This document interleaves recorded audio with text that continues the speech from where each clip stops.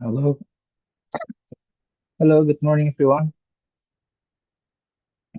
Welcome to the Indonesian VLab Center Good of morning. Excellence Regional Focus Group meeting on the topic Utilization of Artificial Intelligence in Satellite Meteorology. As we know, technology is advancing rapidly, and AI has opened many opportunities, including in the field of meteorology. Through this meeting, we will discuss together how AI can be optimally utilized to improve the accuracy and effectiveness of satellite meteorology data analysis. And this session, we will have three presenters, Mr. Albert Christian Nahas, Mr. Richard Mahendra Putra, and Mr. Muhammad Rian. And each presenter will deliver their presentation about 15 minutes. And last, we have 15 minutes Q&A. All right, ladies and gentlemen, we will now begin our first presentation. This session will be delivered by Mr. Albert Christianahas. He is an expert in the field of air quality. The topic he will present is AI-driven spatiotemporal analysis of atmospheric NO2 using Tropomi Sentinel-5P data.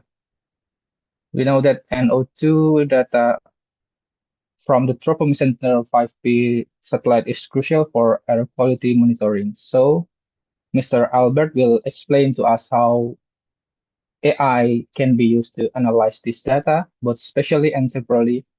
And please join me welcoming Mr. Albert. So, Mr. Albert, floor is yours, please.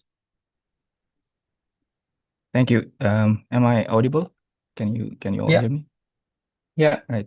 Thank you. Let me first share the screen.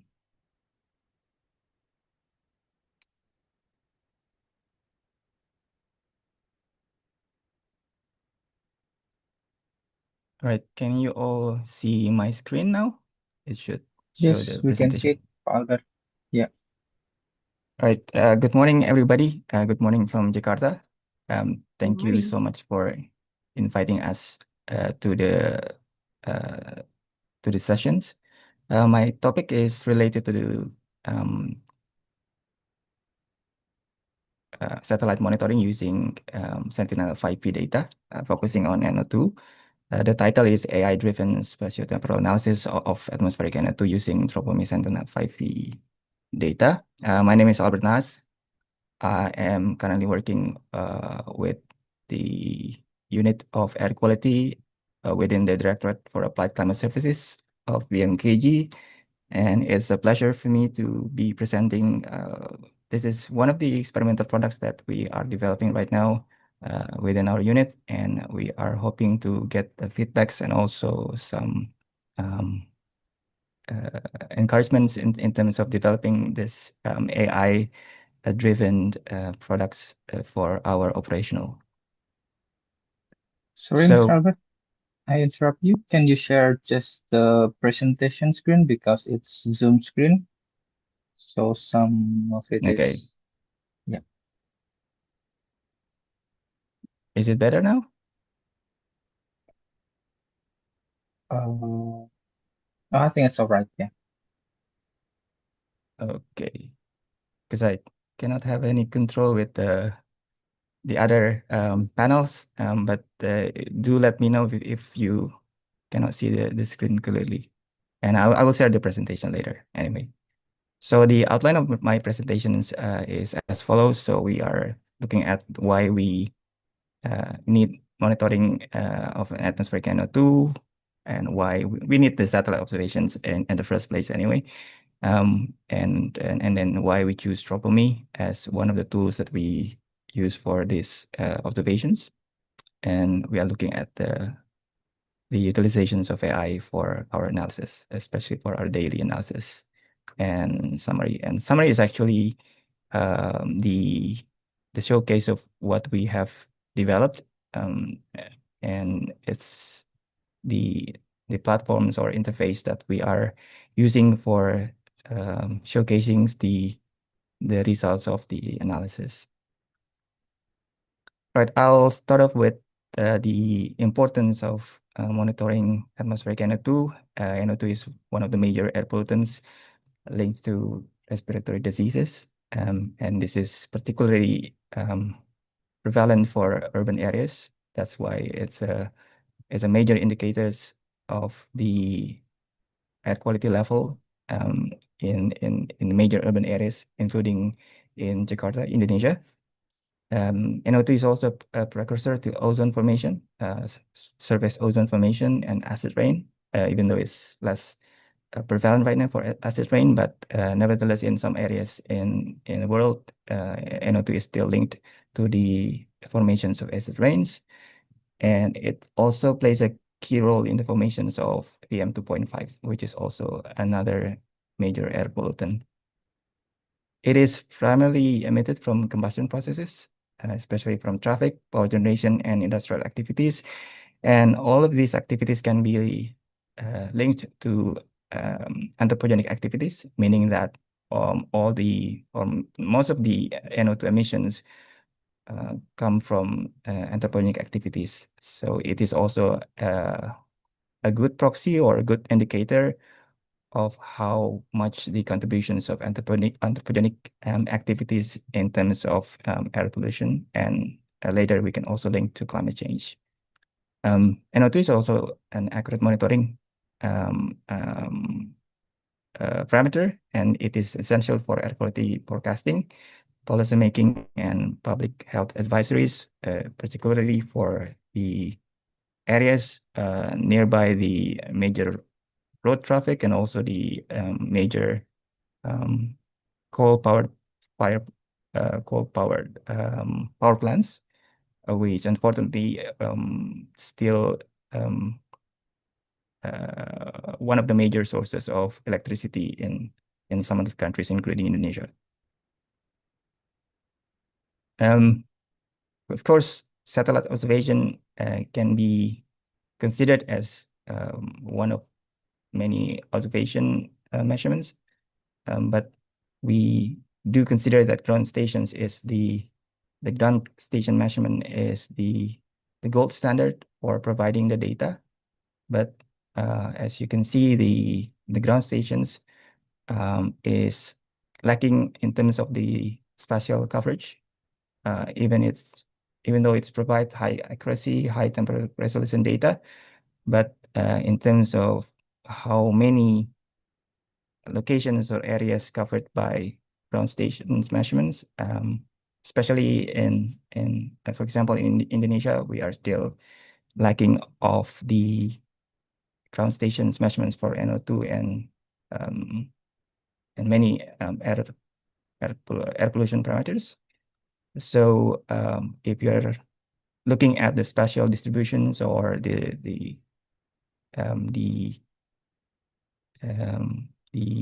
patterns of NO2 in different regions in the country, we cannot do that by using only ground stations. That's why we are looking at the potential of using satellite observations to complete spatial coverage. And even though it's not high, the accuracy is not as high as ground stations in terms of pinpointing the hotspots of NO2 emissions, but we can see the bigger picture of the emissions by providing a synoptic view of pollution across entire regions, including remote and unmonitored areas. So this is what the ground station measurement is not able to do, because by using satellite observations, we can see different areas even without the ground station measurements. And it's also considered consistent because it's a single measure instrument, provides a consistent and comparable data set globally, because we only use one source of monitoring instrument instead of using different types of sensors or analyzers, different methods that is being used for ground station measurements. So by using satellite observation, we will get the same data set, and we can use and compare the results across different regions in the world. It also powerful for source identification. It can help identify and track large emission sources and transboundary pollution transport, which is also another aspect that cannot be done using the ground station measurements. And why we are using tropomy? So tropomy is a brief information of tropomy. Tropomy stands for tropospheric monitoring instrument. It is part of the Copernicus Sentinel 5P satellite, launched in 2017. The measurement principle, another viewing imaging spectrometer measuring solar backscatter, providing total column densities of key atmospheric stress gases. So it's not only for NO2, but also for other key atmospheric stress gases like carbon monoxide, methane,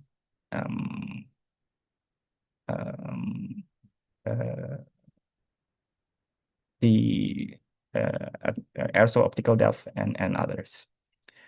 The key strength of NO2 monitoring, and this is also applicable to other key atmospheric stress gases, is the high spatial resolution.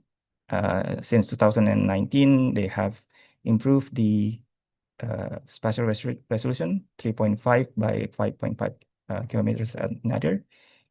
So it's capable of resolving pollution at the city scale. And we can get the data daily because it provides the daily observations for all covered area by the satellite, and the high signal to noise ratio. So it can deliver high quality data for robust analysis. Using tropomy, we can get the daily detailed snapshots of NO2 distributed received, and we can reveal hotspots over cities, industrial zones, and shipping lanes, which again is not been able to be captured by ground-based measurement. But this is especially for regions like Indonesia. The challenge is the cloud contamination. So tropomy cannot see through clouds. So in Indonesia, almost every day we are covered with clouds. So using satellite observation, we need to be able to sort of decode how we can minimize the cloud contamination, because we need to be able to capture all the regions in the country. It's a challenge because the satellite provides the quality assessments of the measurement or the observation. So we have to look at that as well. But we need to be able to get the gaps that are affected by the cloud contamination by employing various methods. So that's what we are doing with this AI-driven. And lastly, we need to automate the process because it is impractical if we are doing all the daily analysis manually, because we need to be able to get the data and then transform the data into the products that can be translated into the interface that can be understood by the public. So that's why it's very important to be able to automate the process from the first step, which is downloading the data, into the final product, which is the report that is public ready to be delivered or disseminated. So the part of AI-driven daily analysis workflow is as follows. Again, the first step is to be able to design how we can get the data. So data acquisition automatically from downloading the data into feeding the raw data into into the pre-processing and processing, and then analyzing the data before we can visualize the data or and deliver the information. And of course, predictive models for gap filling. Again, this is the consequence of the cloud contaminations that we receive from the raw data. Again, this is not perfect because we are still developing the best method to do it. So we employ different methods to be able to fill the gaps, especially from the cloud contamination. So within our operational workflow, we have different types of or different methods to use this predictive models.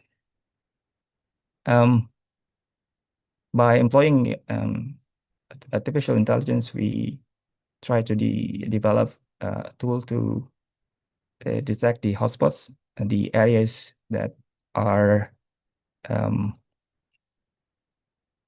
usually showing the high concentrations of NO2 or the high levels of total column NO2 observed by the satellite. And this is included or integrated into the workflow. So we are able to get the daily snapshot of these hotspots. And when we try to analyze the time series or the monthly or seasonal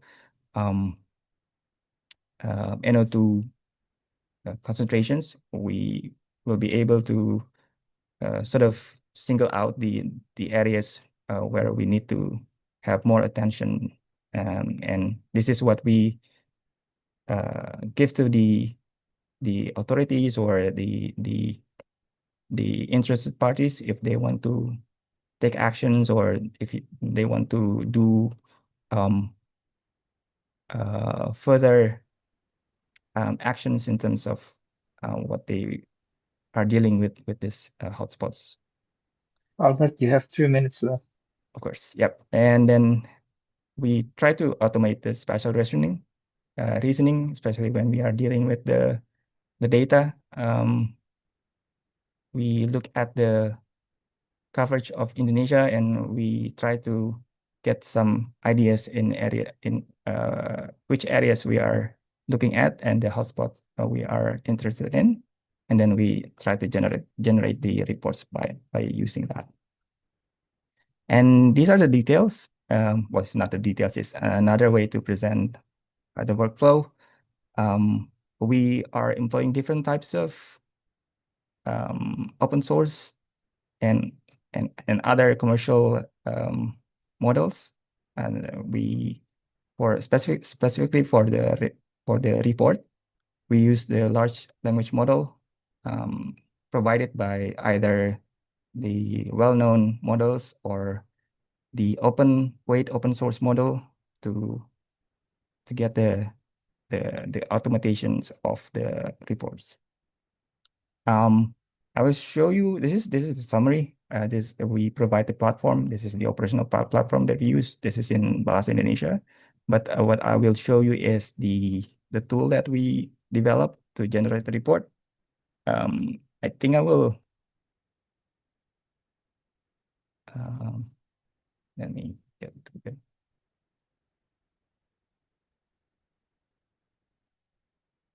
This is to end the presentation. So we have developed this tool. This is a daily tool that we use to get the report. Again, this is like experimental, and AI or a large language model, they can make mistakes. It will take some time, so usually about 1 to 2 minutes to generate the report. And after that, and usually we always check the results of the report and whether it's correct or not. And then when we need to deliver that information, we can provide this report to the public. I'll leave the my presentation with this report is still generating, but as we are waiting, I can give the time and floor to the moderator. Thank you so much.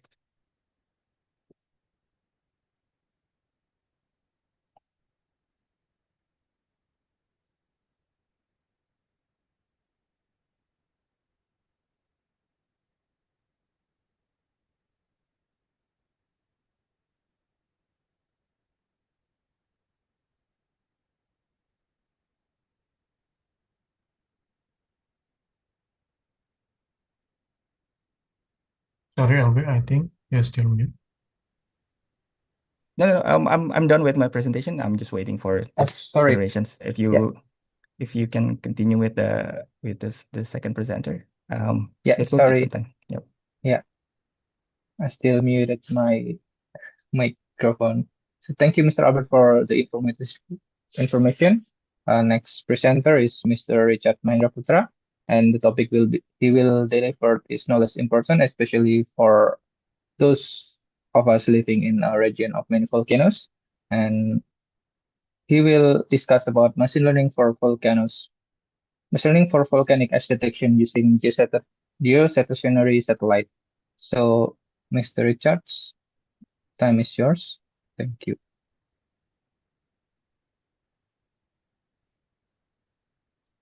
Thank you for the time. Can you see my screen? Yes. Okay, good morning, everyone. Thank you for inviting me in this discussion. After we discuss about the satellite to quality and quality, in this section we will discuss about how to utilization the geostationary satellite for volcanic ash detection.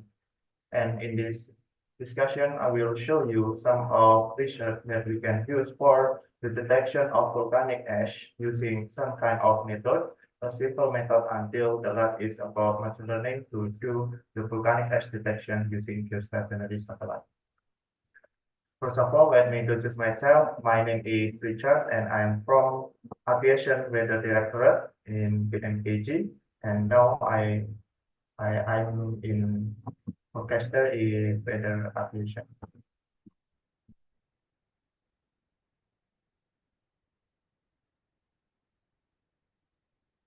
This is the outline of our discussion. The first, we will discuss about the introduction of Indonesia. Like you know, that Indonesia have a lot of volcano active, and after that, I will show you what will BMKG do when the volcanic eruption is happened. We will give an early warning. I will show you the kind of early warning for volcanic ash distribution, and then volcanic ash detection using geostationary satellite. In this topic, I will show you the different results of method for detection of volcanic ash. And then the last is about machine learning for volcanic ash detection that we have done in Indonesia for the research experimental, and then the conclusion. The first, for introduction, Indonesia have a lot of volcano active. So Indonesia is called also Ring of Fire. This is the area of Indonesia. And for your information, around 3 or 4 years ago, Indonesia is become exercise leader for volcanic ash exercise 2201. And BMKG is become the exercise leader. And in that event, we lead about the volcanic ash distribution that cross boundary of flight information region. In that time, the flight information region that cross from volcanic ash scenario is in Indonesia and then Sri Lanka. So this is about the coordination of decision making between the stakeholder of volcanic ash. In aviation, I'm from aviation, the meteorology directorate. In aviation, there are so many hazards that happen because of weather. For example, in this thunderstorm, and then icing, and then turbulence and volcanic ash.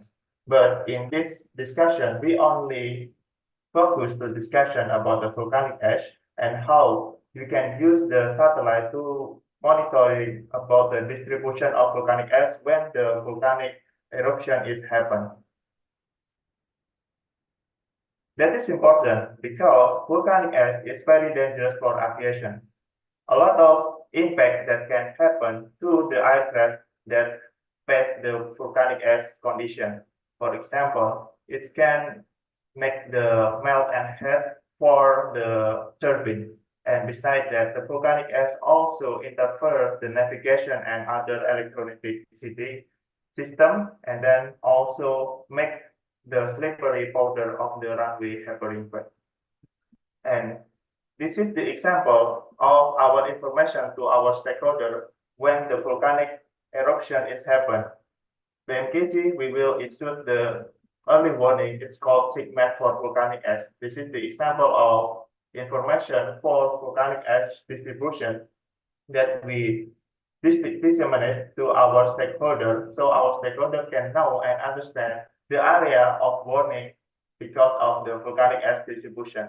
That is because volcanic ash is very dangerous for transportation. And this is the example of research that we do in the past years about how we can use the geostationary satellite to monitor the volcanic ash distribution. In this research, we do three kinds of methods that we can use. The first method is called BTD method, or brightness temperature difference. This is very simple method. We only calculate based on two kinds of channel for geostationary satellite, and then this is the result, and this is the real natural color, the real picture for we can see in this case. This is the volcano eruption, and the volcanic ash distribution is in the west part of this area. This is Bali area, this is Java area, and we can see that volcanic ash reach until Java and cross the Bali area. This is the real condition of natural color from MODIS, and we try the simple method of brightness temperature difference. The result is like this.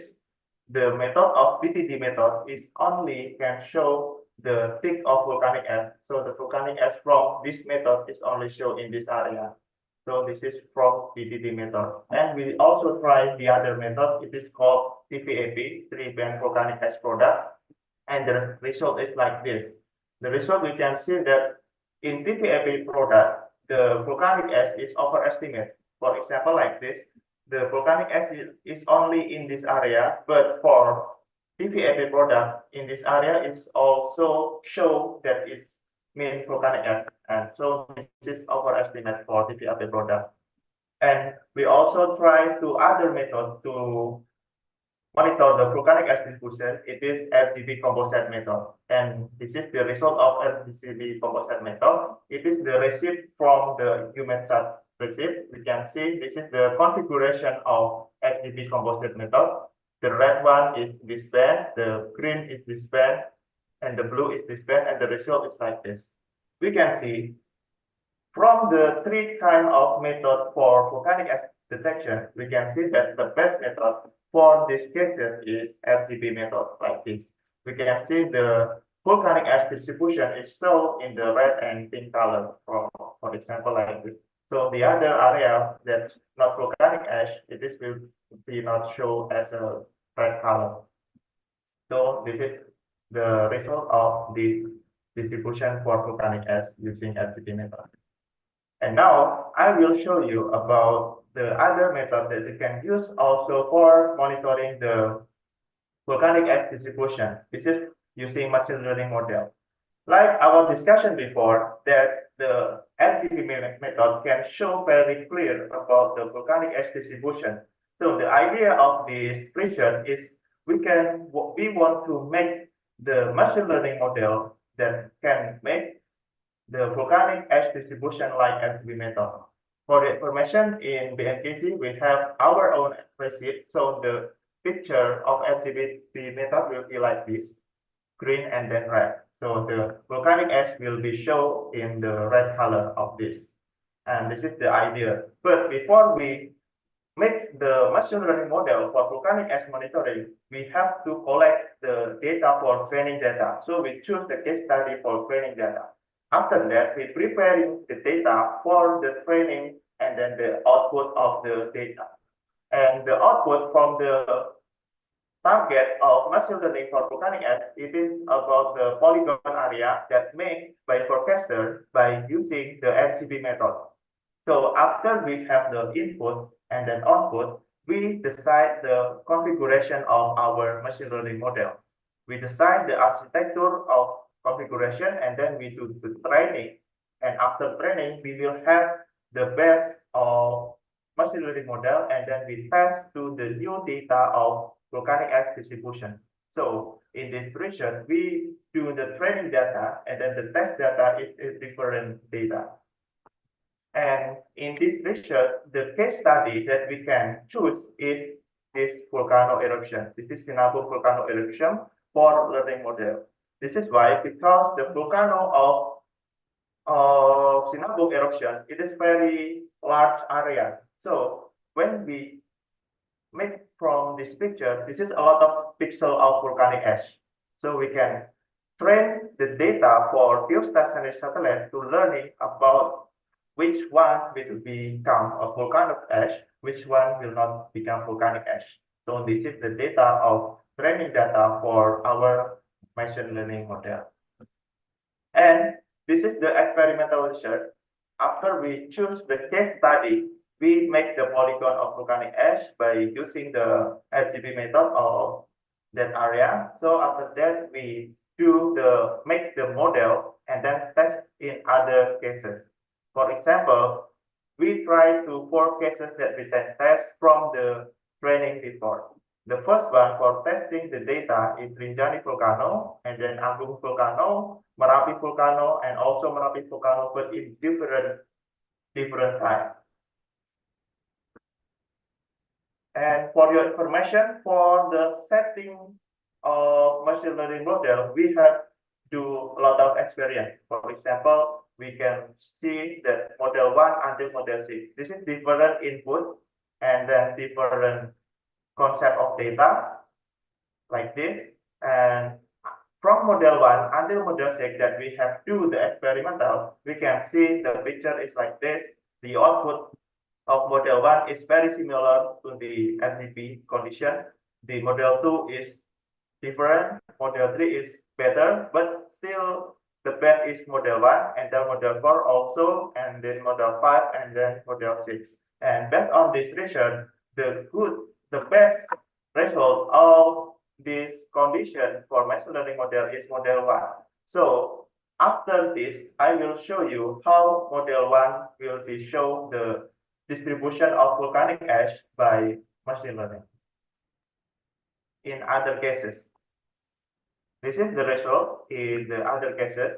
So, like we discussed before, that our training model is from Sinabung volcano because this is very large area of volcanic ash, and this is the result of our model for Rinjani eruption. So this is different cases. After we train the model to make a machine learning model, we testing in other cases. This is the example of Rinjani eruption.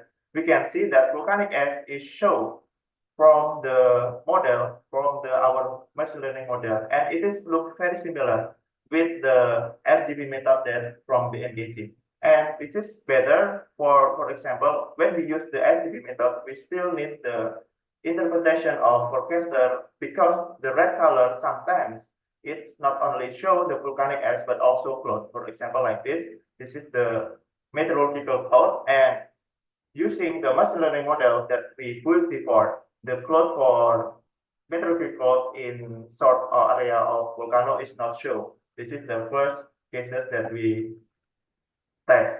And the second test we also do in eruption of Agung volcano. We can see that the output area of distribution is look very similar with the area output from RGB research from the BMKG. This is the RGB research from the BMKG, and then this is our output of our machine learning model that we train in the different cases. This is the result. And then the third is like this. Like I said before, in the RGB method, sometimes meteorological cloud can show from the red color, but in our machine learning model, it is not show. But for your information, it is not always like this. When I try to another cases, the result is not good like this. So we need a lot of experiment to do the setting and then how the method and something like that. It is not We have only 1 minute always like left, this. Mas Richard. Okay, and this is the last example of result. This is also have the similar area of volcanic ash distribution, and this is the animation. So in our discussion before, it is only one time, and this slide is see the animation is every 10 minutes. We can see every 10 minutes where is the volcanic ash distribution go, where is the volcanic ash distribution show like this. For example, this is in Bali area, and then this is the Merapi, and then this is the Rinjani volcano.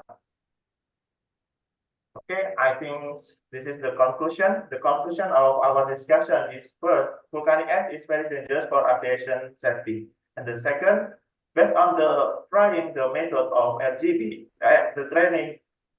trying the method of volcanic ash distribution, the RGB method have a good ratio for monitoring and detection of volcanic ash.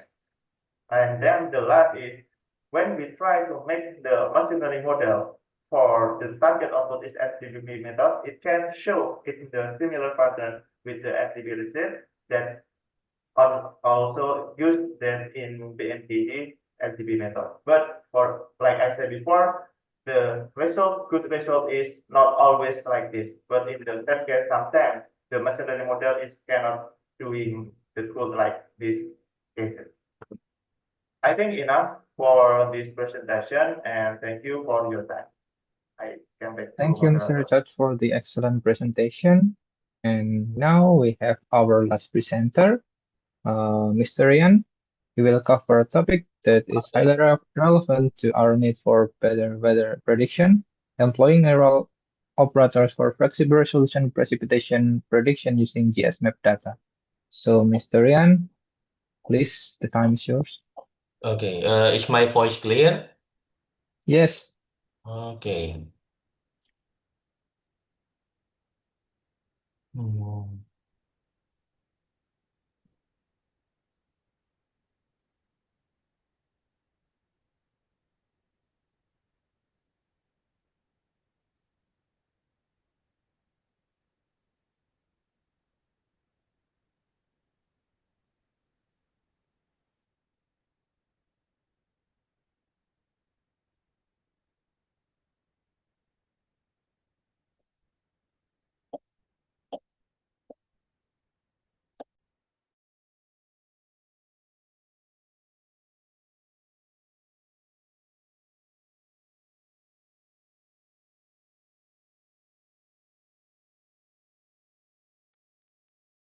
sorry, I think Ryan have a little problem. We will wait a little bit.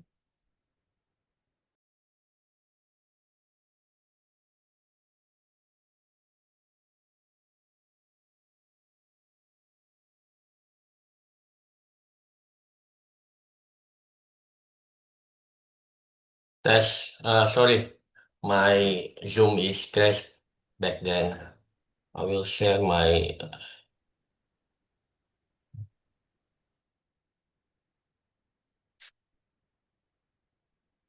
Okay, is my voice clear?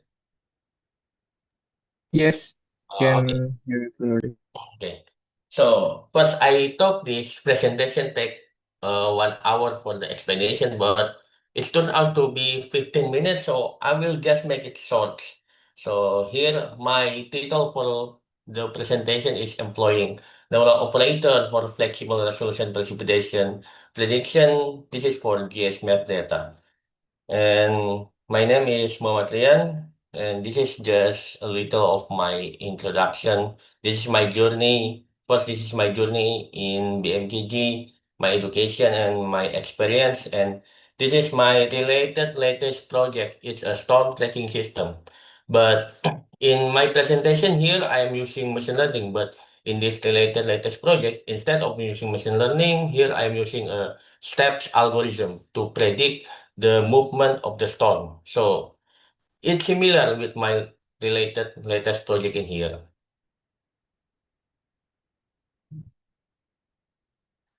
So first we must discuss what is GSMap data. GSMap data is actually it is satellite data that is most of the time it's used to for the verification of the model prediction, especially for the precipitation. And here, this is the way to read GSMap data. Because GSMap data is wrapped in the gzip data, then we must use a gzip module in Python. Here, this is the step. First, we open the gzip file using this line, and then we extract the array here. After that, we reset the array to 1200 times 3600. And then after that, here we do some georeferencing. And here, this is the overview GSMap data. And as you can see here, the GSMap data is covered for all precipitation around the world.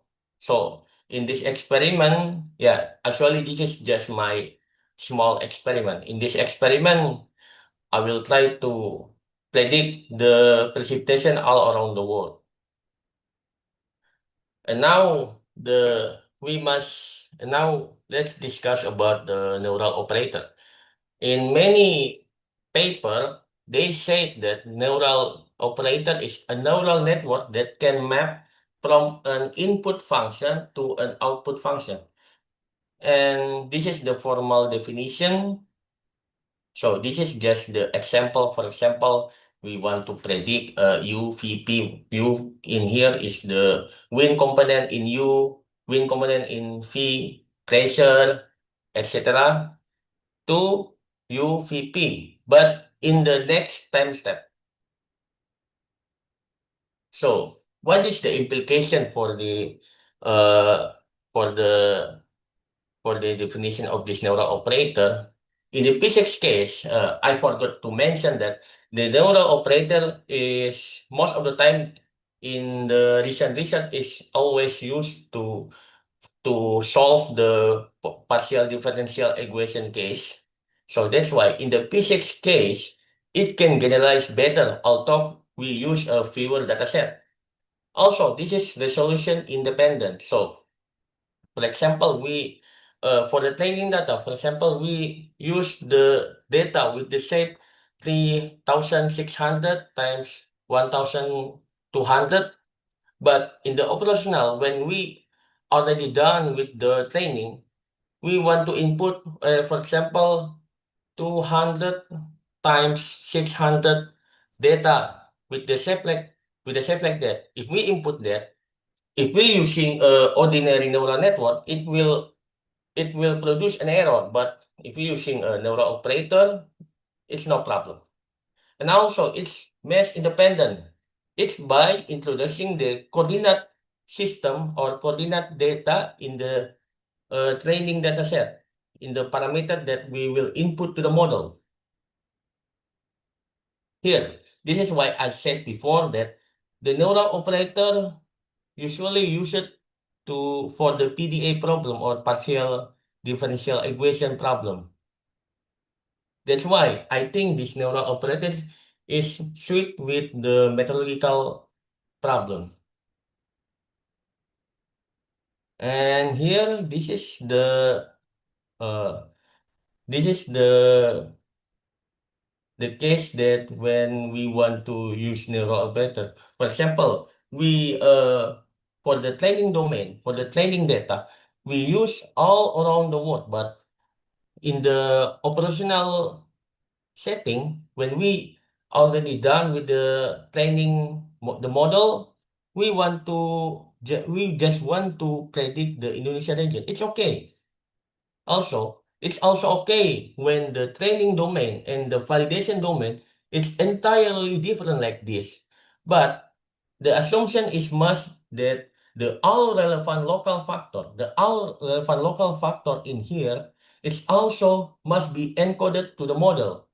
Then by doing this, then I think this is just my hypothesis.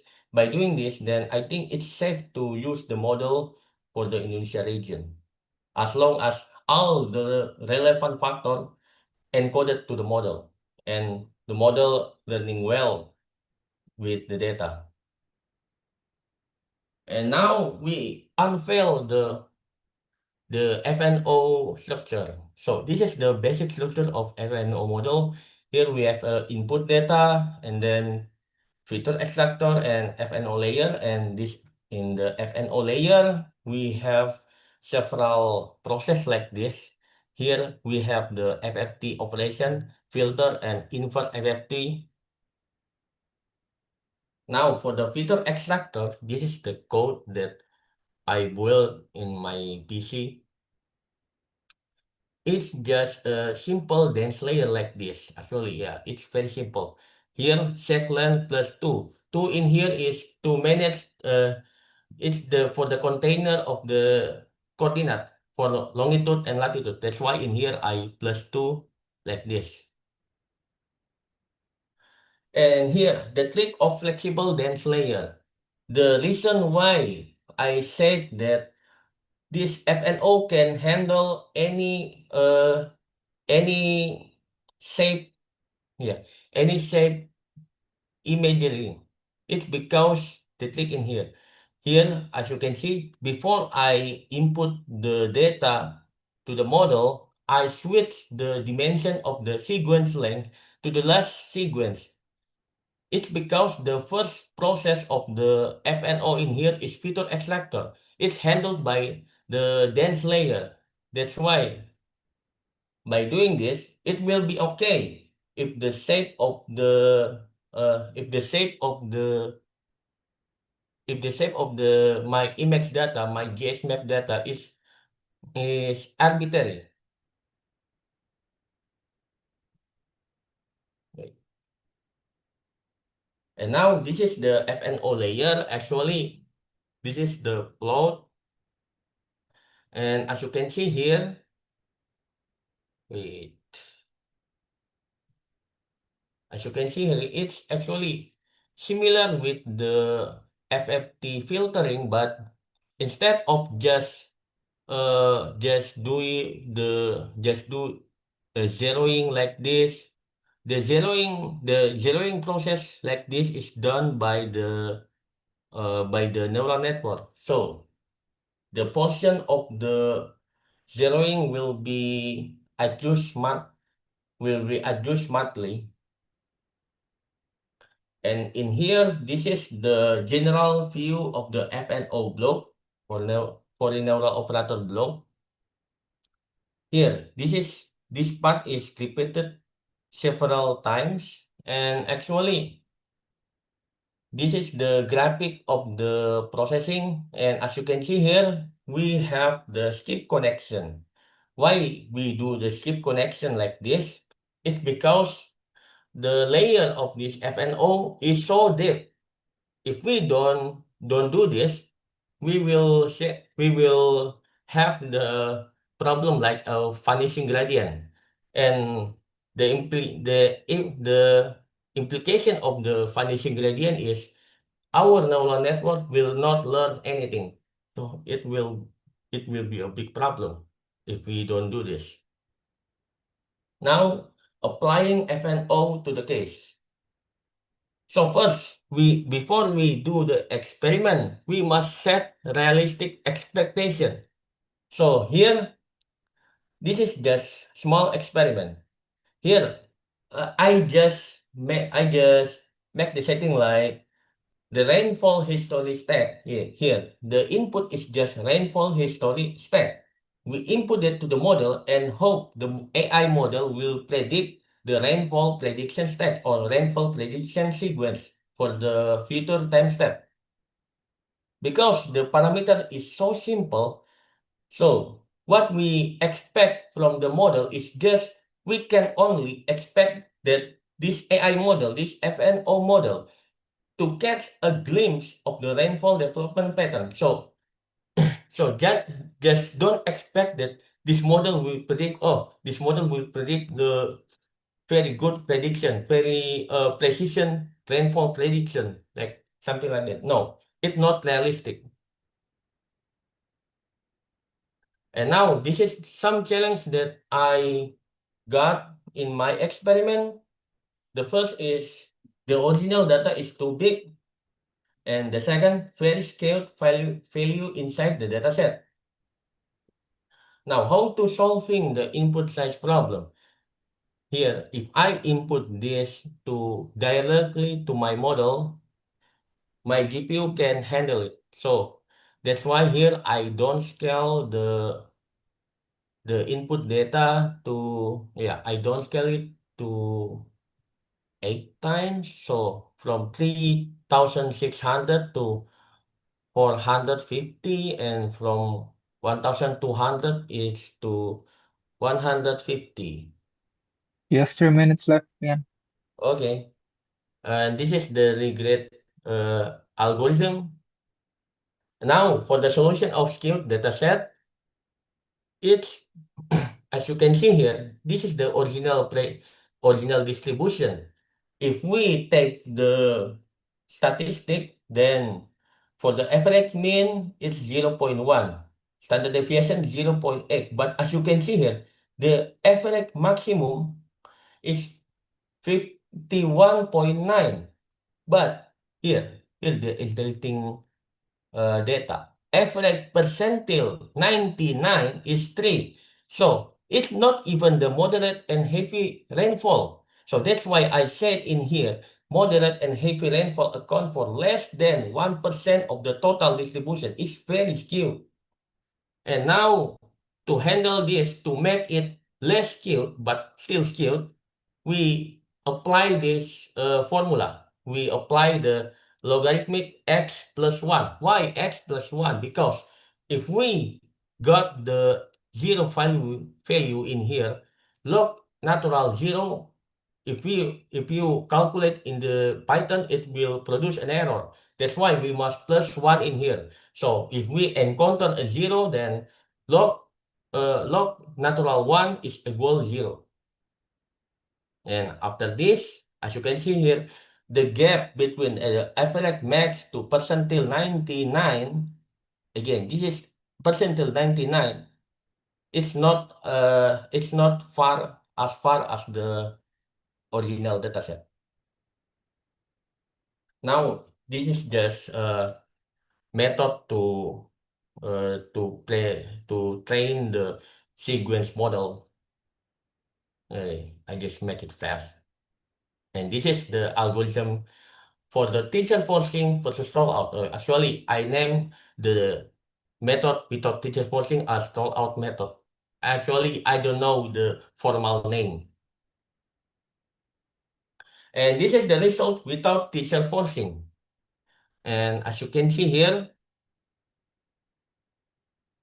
for the area in here, the pattern is quite similar, but the problem is with the area in Indonesia. As you can see here in the prediction, here, there's so many rainfall area, but in the reality, it's less than if we compare with the prediction. And this is the result with teacher forcing. The important part that we must take a note in here is here. The model can learn that if the prediction, if the rainfall is moved to boundary in here, it will appear in here. And as you can see here, the model successfully learned that. You have 1 minute left, Rian. Okay. And here for the Indonesia, as already said that Indonesia region is not reliable for the prediction in my model. So here's some of the possible solution. Of course, add other related atmospheric parameter. The inspiration is I took from this paper from the super resolution near climate modeling by Jiang et al. The second is use other operator. It's to use a spherical Fourier neural operator. I read this from the NVIDIA developer blog. I haven't tried this actually. And the last possible solution is hierarchical multigrid processing. Actually, the FNO model that I use in my experiment is I take that from this paper, but I didn't use this hierarchical multigrid processing. It's something like this. And I think that's all. Thank you. Back to the moderator. Thank you, Rian, for the presentation. If you have any question, you can raise your hand and open your mic, or you can type it in the chat box. Such a Wait, can you remove my share screen? I don't know if this bug in Linux or what. Oh yeah. Okay. Thank you. okay. Okay, thank you, Rian. Thank you, Pak Albert, Pak Richard, dan Pak Rian. Now we will wait for a question from the participants.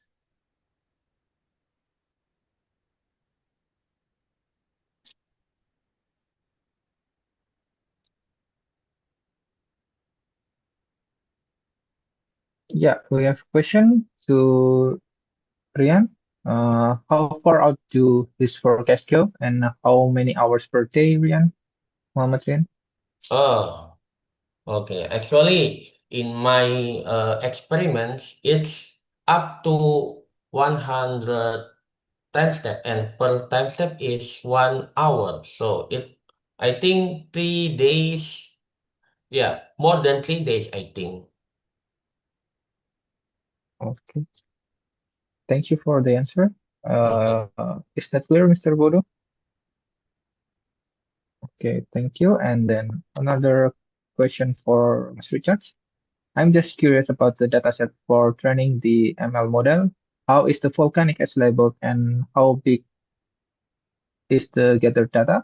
Is the ML model also capable of clearly separating volcanic ash that blended with the cloud? For example, the case where the weather is not clear. Okay, thank you for the question, Sir Mati. Like our discussion before, for the machine learning model, we need input data and then the output data. Like I said before, that the input data for label for input, this is band of some band of satellite. So the input is so many, like I said before, in the model 1, model 2, model 3, model 4, and model 5, and the model 6. This is different input of band model, band sensor model. And then the output is the polygon area of the position. This is Sorry, like, Ms. Richards, your voice is quite not clear. okay. And the output label is the polygon area. That is the position of volcanic ash distribution from the, can you hear? I think there's a problem with your microphone. Okay, maybe.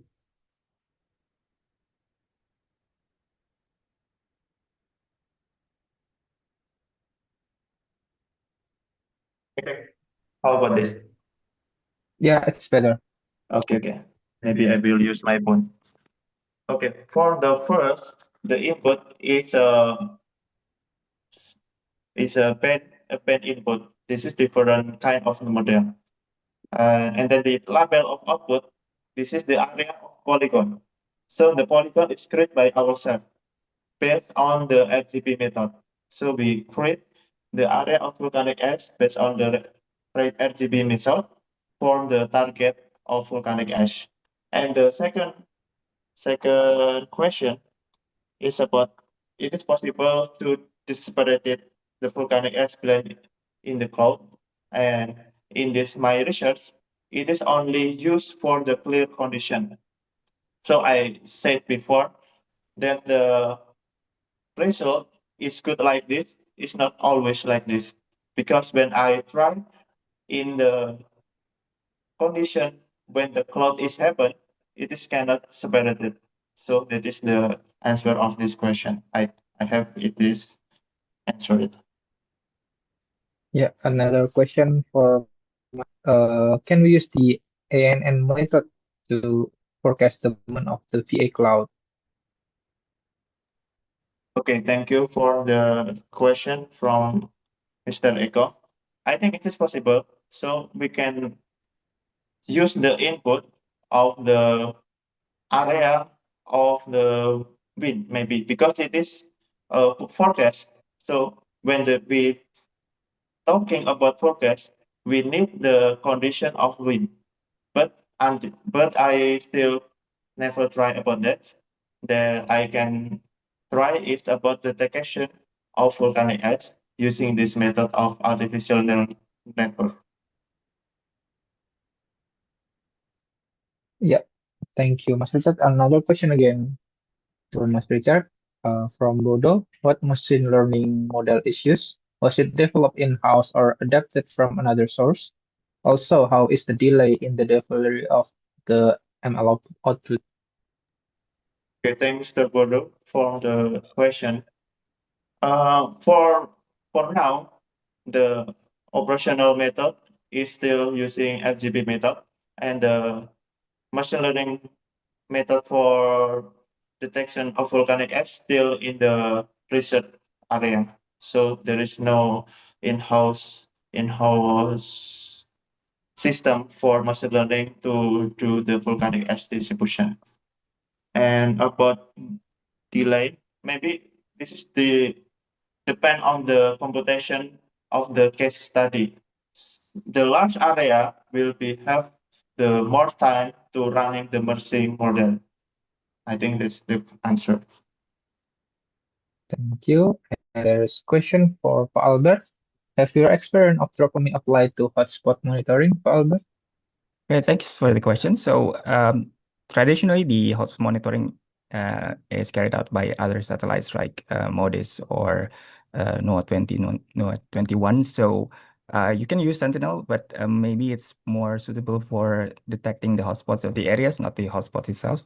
You can utilize something like carbon monoxide to identify which locations that are affected by hotspot. I'm thinking or considering the hotspot, you mean related to forest fires or wildfires? Thanks. Thank you, Pak Albert. And there's another question to Rian. GSS data has limitation in detecting heavy rainfall, especially in tropical area. Did you address the issue in your research? Actually, I haven't addressed that issue.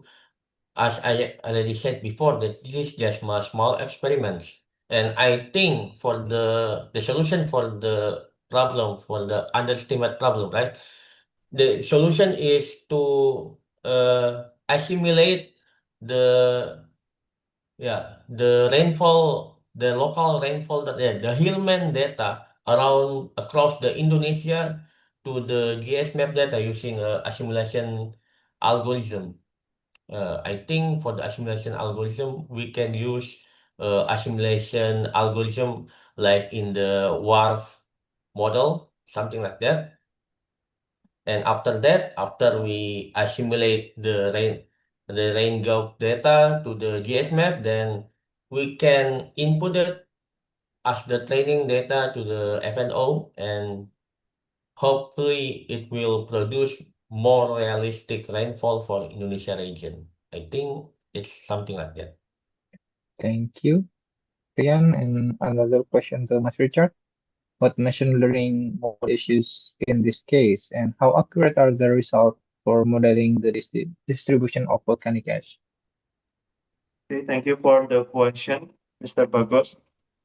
The accuracy is depend on the configuration. So for, like I said before, there is 6 model for machine learning that use for this research. And the best result is model 1, and the accuracy, when I try to to to see the stability index, it is more than 90%. So it is very similar with the FGP composite of volcanic ash distribution. I think that's it. Yeah, thank you, Mas William. And another question for both Albert and Mas Richard. Have you ever tried to combine the VA detection method using both RGB method and tropomy? Okay, I'll start too.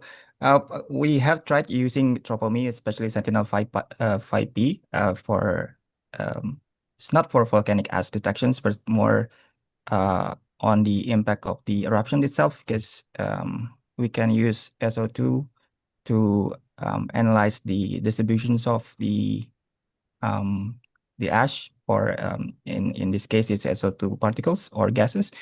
But it's not really like the animation that is provided by Richard for his research, but it's more towards the area impacted by the volcanic eruptions. Yeah, you can do that, and Sentinel-5P provides 3 levels of SO2 detections in 1 kilometer, 7 kilometers, and 15 kilometers. So technically you can use that, but it's not related to volcanic ash, as for the aviation meteorology uses for their daily operational. Richard, you can add Okay. from your side. Thank you, Mr. Albert. For the question, and I think the data of that is not update every time like geostationary satellite. So I'm not familiar about that. So I never combine the volcanic ash using that kind of data.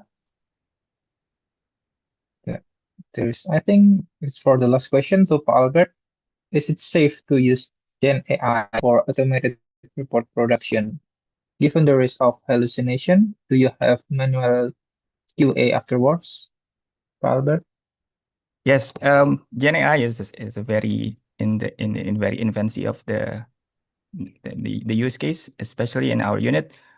So it is not for public consumption as for now. What we do for our products is we sort of put the results of the analysis. So we already have the analysis before we use the Gen AI to produce the report. So what the Gen AI is focusing on is the results that we have produced from the previous analysis.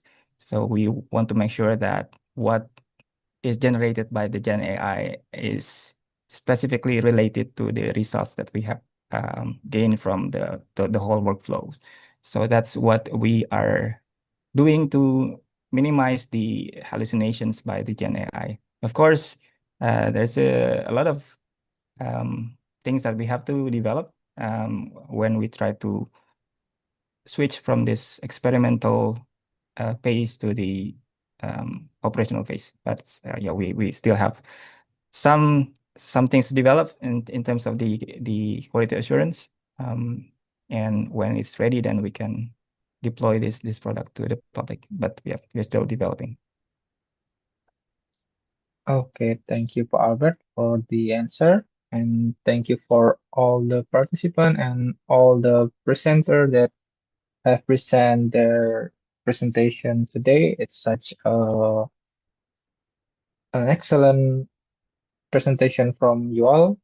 Thank you for attending this session, and don't forget to fill out the attendance form in the chat box. Thank you very much. See you in the next session.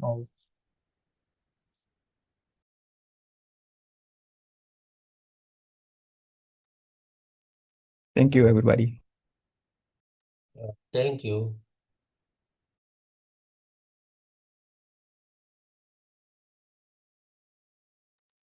Thank you, everyone. Thanks. Thanks Albi, thanks Mas Richard, Mas Albert, Mas Rian, terima kasih banyak ya. Sama-sama, Ya, Bu. tahu nggak?